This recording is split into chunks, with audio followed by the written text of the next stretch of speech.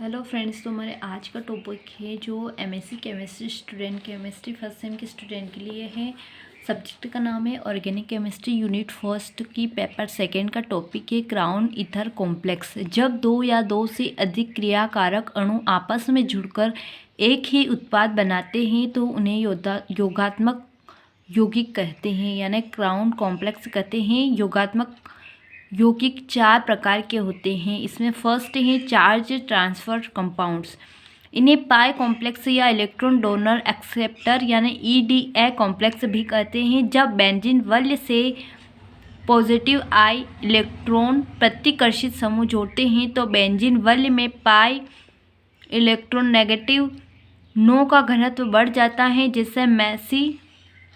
जैसे एसिटिलीन में बेंजीन पर आंशिक चरणावेश आ जाता है। और यदि बेंजीन वल्य से कोई आयोडीन माइनस आई इलेक्ट्रॉन आकर्षित समूह जोड़ दिया जाए तो वल्य पर इलेक्ट्रॉन घनत्व घट जाता है और यह यौगिक इलेक्ट्रॉन न्यून हो जाता है।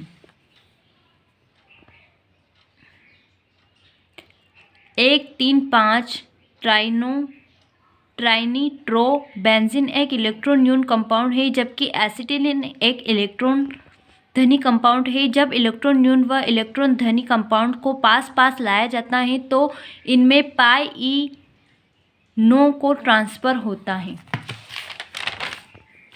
ये है पाई कॉम्प्लेक्स का डायग्राम। मेटल पाई कॉम्प्लेक्स क्या होता है? जब किसी इलेक्ट्रॉन रिच असंतृप्त कंपाउंड को धातु धनात्मक के संपर्क में लाते हैं तो बनने वाले संकुल को धातु पाई कॉम्प्लेक्स कहते हैं। इसमें मेटल कैशन तथा अनमेचुरेटेड कंपाउंड्स के मध्य पाई बॉन्ड बनता है। यह इसका रिएक्शंस। अगला पॉइंट है इंक्लूजन कंपाउंड। जब किसी यौगिक में उसके अंतरकाशीय स्थानों में कोई दूसरा यौगिक आकर फिट हो जाता है तो बनने वाले यौगिक को अंतर्निहित यानी इंक्लूजन कंपाउंड कहते हैं।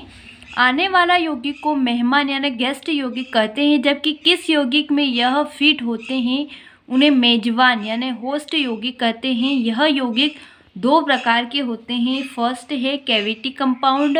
जब मेजबान यौगिक में वाहिकाएं उपस्थित होती हैं तथा इनकी लंबे चेन वाले यौगिक फिट हो जाते हैं तो इन्हें वाहिका या नाल यौगिक कहते हैं, इन्हें चैनल कंपाउंड भी कहते हैं।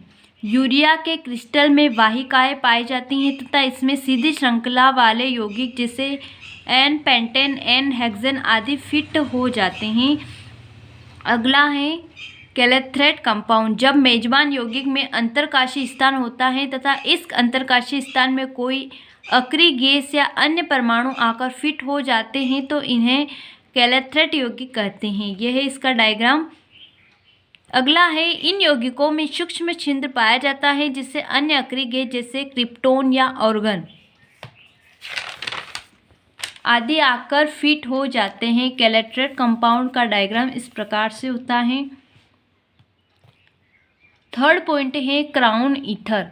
यह एक चक्रीय यानी मोनोसाइक्लिक ईथर होते हैं जो एथिलीन के बहुलक होते हैं। इनका सामान्य सूत्र CH2ON होता है। क्राउन ईथर में अंतरकाशीय छिद्र पाए जाते हैं जिनमें कोई मेटल कैशंस यानी धातु धनायन जैसे Li+, Na+, K+ आदि आकर फिट हो जाते हैं, जिससे एडिशन कंपाउंड का फॉर्मेशन होता है।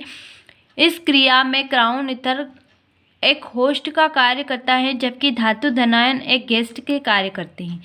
अगला पॉइंट है nomenclature of crown ether. Crown ether का नामकरण X क्राउन Y के रूप में किया जाता है। यहाँ पर X total number of atom in the ring, Y oxygen atom number in the ring. ये इनके डायग्राम है। 12 crown 4, 15 crown 5, 18 crown 6। Crown ether में अंतराकाशीय छिद्र का आकार ऑक्सीजन एटम की संख्या बढ़ने के साथ साथ बढ़ता है तथा इस अंतरकाशीय स्थान अपनी साइज के अकॉर्डिंग मेटल कैशंस आकर फिट हो जाता है, जिसे क्राउन ईथर A में Li+ तथा B में Na+। जो क्राउन ईथर है उसमें A में Li+ तथा B में Na+NC में M केटालायन K+ आकर फिट हो जाते हैं। अगला है केटाइंस रिडक्शंस। किसी कंपाउंड्स में OH ग्रुप की संख्या ज़्यादा हो तो इन यौगिकों के अंतरकाशी स्थानों में मेटल केशन फिट हो जाते हैं, जिससे कार्बोहाइड्रेट्स में चक्रीय संरचना में अंतरकाशी स्थान पाए जाते हैं। इनमें मेटल केशन होने से इन्हें केटाइंस कहते हैं। यह यौगिक घूर्णन करते हैं तो मेटल केशन इनके साथ साथ रोटेट होते हैं, अतः इस क्रिया को रिडक्शंस कहते हैं, केटाइंस रिडक्शंस कहते हैं।